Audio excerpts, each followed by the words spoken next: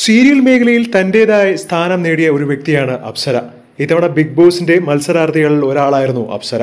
Social മീഡിയയിൽ എന്നും താരത്തെക്കുറിച്ചുള്ള വാർത്തകൾ വൈറലാവാറുണ്ട്. സാന്ത്വനം എന്ന സീരിയലിലെ ജയന്തി എന്ന കഥാപാത്രത്തോടു കൂടി ഒരുപാട് പേരാണ് താരത്തെ ഇഷ്ടപ്പെടുന്നത്. വളരെ വർഷമായി സീരിയലിൽ അഭിനയിക്കുന്ന താരത്തിന് ഏറ്റവും വലിയൊരു സ്വപ്നമാണ് സിനിമയിൽ നല്ലൊരു അവസരം ലഭിക്കണമെന്ന്. താൻ അതിനുവേണ്ടി തന്നെ പരിശ്രമിക്കും എന്ന് അപ്സര നേരത്തെ ബിഗ് ബോസിൽ വന്നപ്പോഴും പറഞ്ഞിരുന്നു.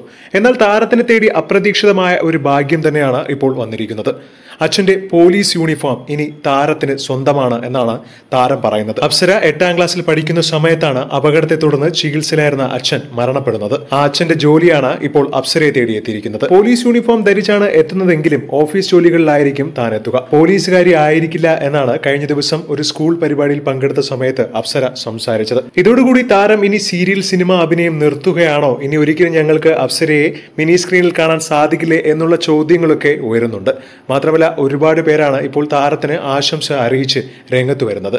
അച്ഛന്റെ ഈ ഒരു ജോലി വളരെ ഉത്തരവാദിത്വത്തോടു കൂടി ഏറ്റെടുത്തതിൽ അപ്സരയെ അഭിനന്ദിച്ചുകൊണ്ടാണ് ഒരുപാട് പേർ രംഗത്ത് വരുന്നത്.